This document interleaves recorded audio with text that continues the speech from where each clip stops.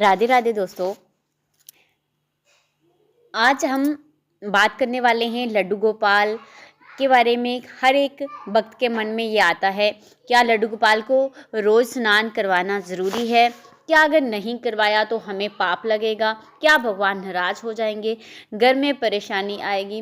तो खासकर महिलाएं और माताएं, बहनें, बच्चे इस बात को लेकर बहुत परेशान रहते हैं।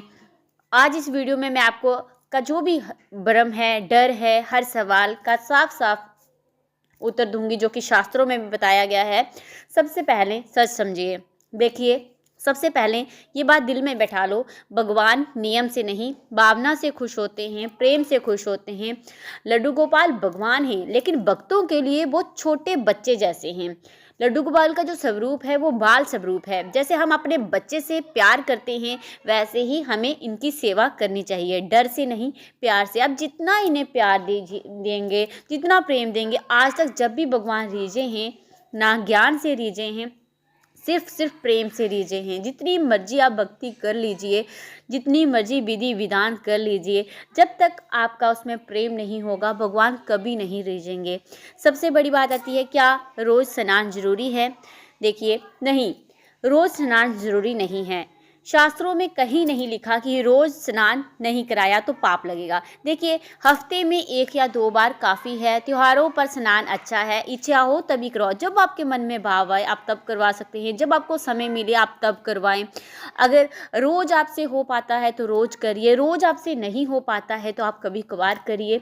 लेकिन आपको कुछ बातों का ध्यान ज़रूर रखना है, जो मैं आपको आगे वीडियो में बताऊंगी। 2 काम आपको ज़रूर करने हैं, चाहे आप लड्डू गोपाल को रोज़ स्नान करवाओ या फिर नहीं करवाओ।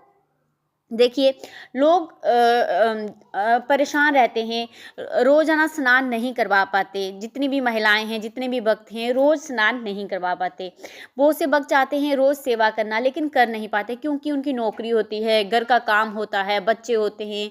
कई बार वो अकेले भी होते हैं, पूरे घर में अकेले ही काम उनको करना होता है। कोई घर में और कोई भक्त नहीं होता है।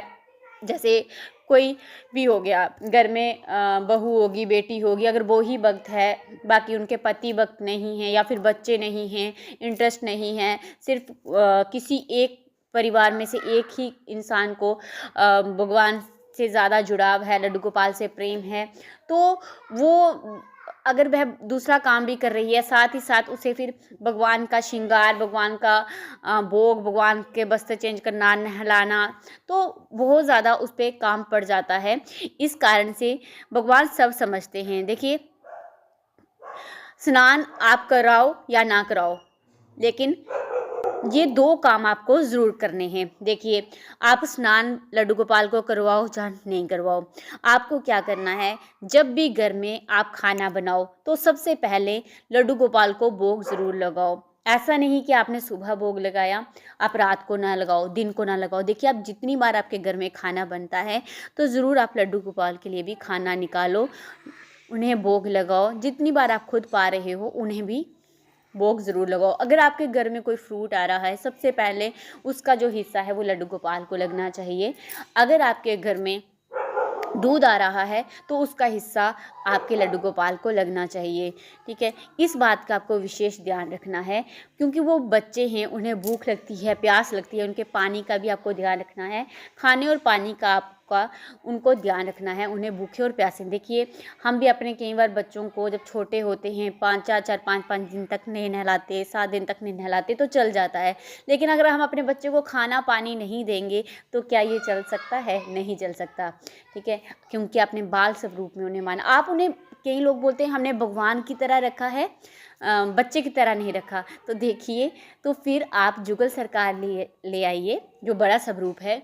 लड्डू गोपाल जो है वो बाल स्वरूप ही है, चाहे आप उसे भगवान की तरह रखें, चाहे आप उन्हें बच्चे की तरह रखें, वो बाल स्वरूप ही हैं। उनकी सेवा बाल स्वरूप में ही होती है, इसलिए उनका भोग, उनके पानी का आपको ज़रूर ध्यान रखना है। आपको उन्हें खाना पानी ज़रूर देना है।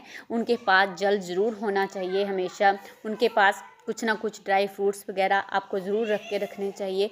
अगर आप नहीं भी रखते हैं, जितनी बार आप खा रहे हैं उनका आपको ध्यान रखना है, जैसे एक बच्चे की तरह रखा जाता है। और दूसरी चीज़ का आपको ये ध्यान रखना है, सुबह और शाम की आरती आपको उनकी ज़रूर करनी है। अगर आप रोज़ स्नान नहीं करा सकते तो कम से कम ये तो कर लो कि सुबह उठकर प्रणाम कर लो, दीपक जलाकर प्रणाम कर दो, 2 मिनट ध्यान कर दो, सुबह और शाम की आरती कर दो। अगर आरती भी नहीं कर सकते तो दिया दिखा दो। बस इतना आप कर दोगे, भगवान आपसे कभी भी नाराज़ नहीं होते हैं। भगवान आपकी मजबूरियां समझते हैं।